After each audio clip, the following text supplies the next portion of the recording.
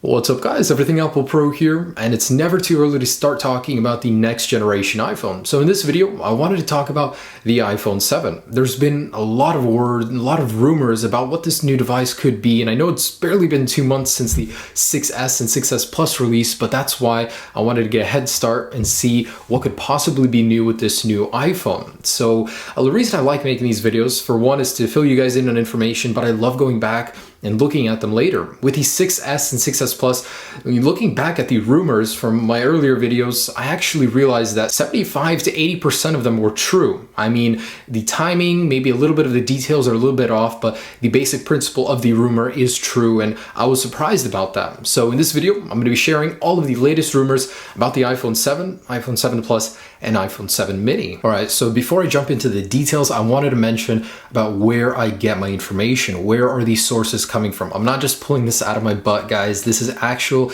analyst information, and it's very valuable. Now, the #1 Apple analyst that's proved time and time again to be the most reliable on the planet Earth, and he's actually been named the best Apple analysts on the planet by Business Insider and the most reliable industry watcher on the planet by BGR. That's a big title to hold. So this guy's actually got a track record that goes back many years with Apple, and about 75 to 85% of his rumors proved to be true. Now, that doesn't mean that all of them were 100% true. Some of them had variations. Timing was off, details were off, but this guy, time and time again, proves to be one of the most reliable Apple leaker on this planet. So based on his rumors, based on some other rumors, I'll source them as well. I'm going to be talking about the iPhone 7. So I just want you guys to know I'm not making this up. I mean, this isn't something that I'm thinking of, oh, it's going to happen because I thought of it. No, I mean, these are actual Apple analysts. These guys have proven time and time again to be reliable for the most part anyways. Now, what is this guy saying? He's saying that there's going to be 3 models of the iPhone coming in 2016.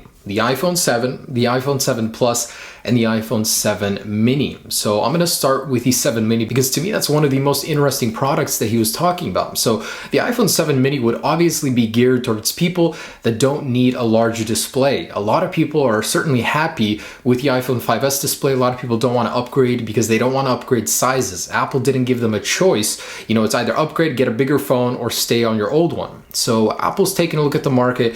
They realize the 5S is still selling very, very well, not because it's cheap. For some people just like the smaller display. So they're going to be releasing a 4-inch iPhone 7 variant. Now, the only thing that is unfortunate with, the smaller iPhones is that Apple, for some reason, associates smaller size with lower specs. A lot of people want a smaller phone. They don't want slower power though. This analyst is saying that Apple's going to put the Apple A9 chip in there, while the iPhone 7 and 7 Plus will be getting the A10 chip. So it sucks that getting a smaller phone means that you're getting slower power as well. So details are scarce on this iPhone 7 mini.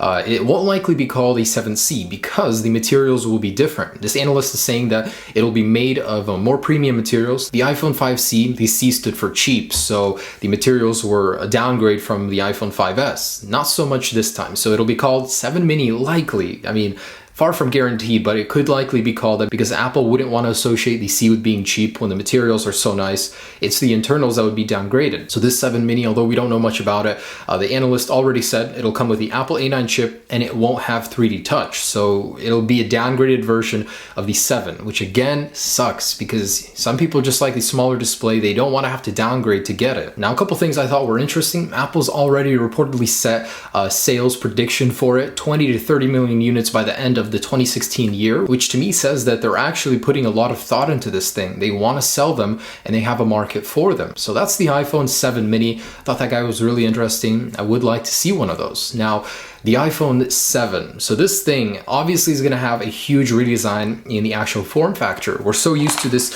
standard design with the iPhone 6S and 6S Plus, the rounded edges. It's time for something new, isn't it? Something a little sharper, perhaps. Now, with the design, nobody knows. Unless another one gets leaked at a bar or something, we really won't know on design. All the concept art you see everywhere, that's just people predicting based off of the past, what they think Apple could release. So what he's saying is that Apple's going to want to clearly reposition the difference between the 7 and 7 Plus. They're actually going to put a power difference in between these phones. So right now, The difference between the 6S and 6S Plus is very minor. A little bump in resolution, bigger battery, obviously larger display, and there's no actual power difference. There's a camera difference with optical image stabilization, but they're the same powered phone.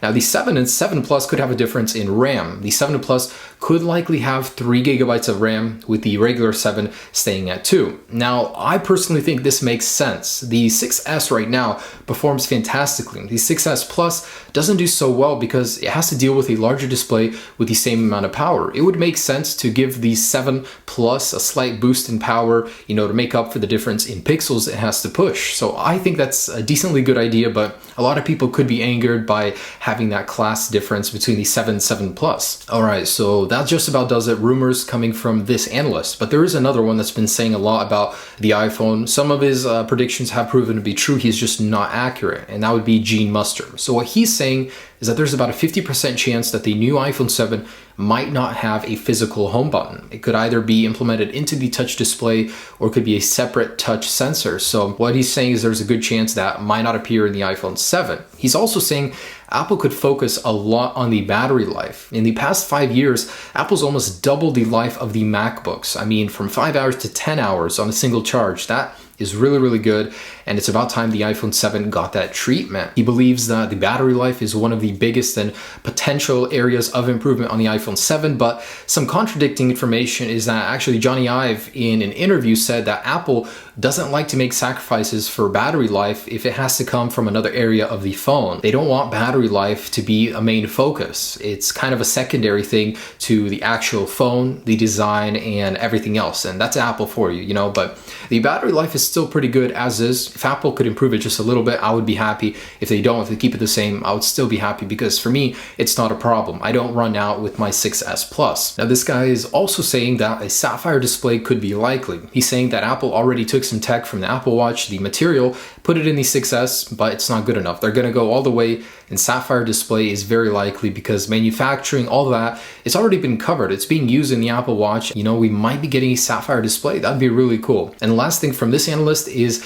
he said that the 16 gigabyte storage size will be phased out. So we'll start at 32 gigabytes. It's what every other phone manufacturer is doing right now. Apple is really in a world of their own with their small size tier, but hopefully that gets phased out. There's no excuse for why it's still in existence in 2015. So there's actually a patent filed by Apple for a slimmer headphone jack. If you take a look at it, the sides are shaved off, and this could be because of a thinner iPhone. Now, Apple's actually gotten serious about stronger materials, so a thinner design could be possible for the iPhone 7. This patent shows that that could be possible, but in order to force all other companies to adapt, that would take a while. A lot of people would be unhappy if their old headphones suddenly didn't work with the new iPhone. So at this point, I want to talk about less likely things, like maybe they'll happen, maybe they won't, and these aren't guaranteed, these aren't backed by anybody, but it's just a long time coming for them, and it'd be nice to see them on the new iPhone. So next is higher resolution. Now I know Steve Jobs himself says that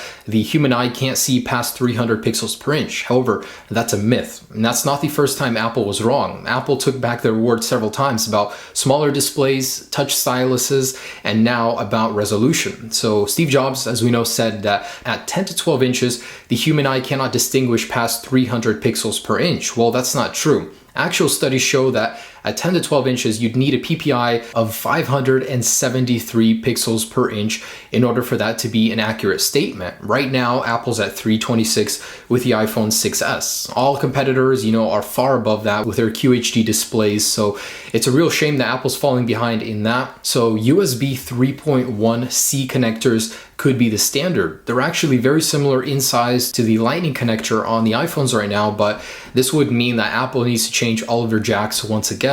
So many people were mad about it with the Lightning change, but it's been 4 generations already with the standard Lightning jack. Before that, with the 30 pin, it was 5 generations. So I think it's time for an upgrade, and it makes sense. With USB 3.1, you can get up to 10 gigabytes per second transfer speed. For comparison, with the current USB 2.0 standard on the 6S and 6S Plus, you get 480 megabits per second. So that would be a huge upgrade. So a lot of manufacturers are already doing it. Google with their Nexus phones and a couple other manufacturers. It's the future. It makes sense. If Apple's serious about USB 3.1, they're going to put it in the next generation iPhone. An Apple insider is actually saying, based on a reliable source, that the release could be pushed back earlier to summer of 2016. Now, a lot of people are doubting that. It's very out of line for Apple to make an iPhone release sooner, but it's not the first time it's happened. With the iPads earlier, they actually released them even before it was a full year between refresh cycles, in order to get the iPad Air out. That was the iPad 4. So could it happen? Sure. Is it likely? Not very much, even though it's been rumored. So another less likely rumor is new materials. Apple owns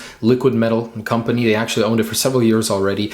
And the only place they use it is for the pin ejector tool on the iPhone. I actually just got one in the mail and it's really nice compared to off-brand ones, but they don't use it in any of their materials, any of the iPhones right now. And a new chassis on the iPhone 7 could be made of it, allowing for thinner phones, more durable phones. You know, it's not likely, but it could happen. And lastly, there's some talk about more waterproofing. On the 6S and 6S Plus, Apple actually made it more water resistant with a seal inside of the phone that the 6 and 6 Plus didn't have, but could they take that further with the 7? Possibly. Some sources are saying Apple is testing waterproofing, but I find it unlikely for Apple to do that. You know, they'd rather recommend a case for people to use. All right, guys, so that's just about it. I wanted to talk about the iPhone 7, 7 Plus, and 7 Mini. And with these rumors that are floating around already, you know, it's really interesting. The 7 Mini could be a really cool device like the 5C, but better.